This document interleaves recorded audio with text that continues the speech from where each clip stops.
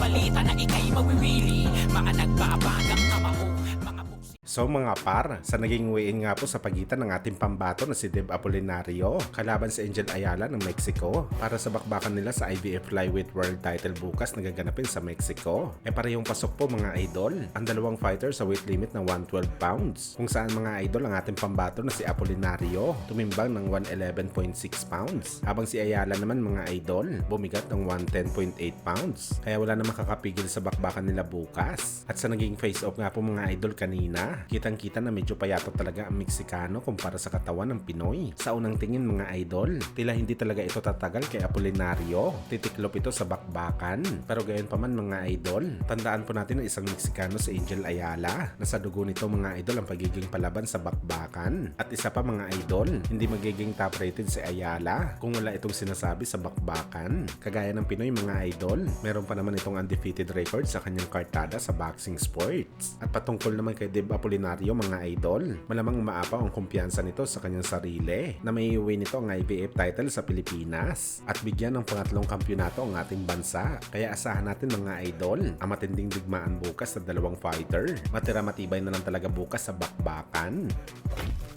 Sa kabilang banda naman mga idol, matapos nga po ang ilang araw na pag-viral sa potensyal na bakbakan ni Terence Crawford kalaban ng unified champion na si Canelo Alvarez sa super middleweight, nagbigay naman po mga idol ng reaksyon ng Golden Boy Pounder na si Oscar De La Hoya sa bakbakan kung saan mga idol, base daw sa kanyang nakita sa performance ng bagong WBA junior middleweight champion Terence Crawford kalaban nito si Madrimov noong linggo. Ano yan mga idol? Mahusay daw ang pinakita ni Crawford sa bakbakan, bagamat hindi na daw nito nakita mga idol ang pagiging halimaw ni Crawford sa ring sa 154 pounds. Kaya imagine daw mga idol kung kakalabanin nito si Canelo Alvarez na isang natural na malaking tao sa mas mataas pa na division sa 168 pounds at kinikilala talaga ng isang halimaw na klaseng fighter, hindi yung sino-sino lamang. Para kay Oscar mga idol, no contest talaga ang laban ni Crawford at Canelo. Sa madaling salita mga idol, pupunta lang si Crawford sa laban para magpadurog kay Canelo at kunin ang malaking purse money na kanyang makukuha sa laban kontra sa pay-per-view king. Bagamat dinagsa naman ng batiko si De La Hoya mga idol nang sinabi nito na kahit sino o kahit kailan walang sino man daw na maliit na fighter ang tumalo at dumurog sa malaking fighter sa bakbakan. Hindi daw ito nangyari mga idol sa history ng boxing sports kung saan mga idol, dito na nga lumabas ang pangalan ng ating pambansang kamao Manny Pacquiao. Ginamit ng mga boxing fans si Pacman para batikusin si De La Hoya sa comment section. Aniya matagal na daw nangyari sa boxing sports ang sinabi ni De La Hoya dahil dinurog na daw siya ni Manny Pacquiao sa ibabaw ng boxing ring nung isang lightweight fighter pa lamang si Pacquiao at si Golden Boy lumalaban na sa middleweight. Well, ito nga palaging sinasabi natin mga idol, kailangan mo talaga maging special na fighter para magawa mo ang sinasabi ni Oscar na talunin ng maliit ang malaking fighter. At si Crawford mga idol, walang ganitong special talent sa pag-akyat na maraming division para harapin ang halimaw.